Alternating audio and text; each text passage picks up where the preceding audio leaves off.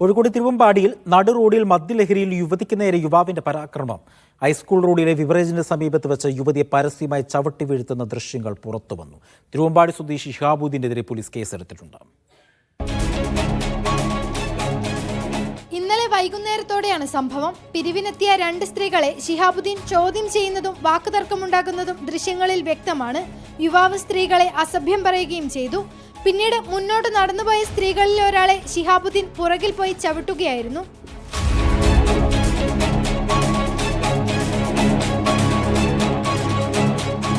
നടുവിന് ചവിട്ടേറ്റ സ്ത്രീ തെറിച്ചു വീണു.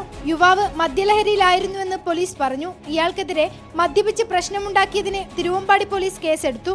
കസ്റ്റഡിയിലെടുത്ത ഷിഹാബുദ്ദീനെ ഇന്നലെ ജാമ്യത്തിൽ വിട്ടു. മീഡിയ 1 കോഴിക്കോട്.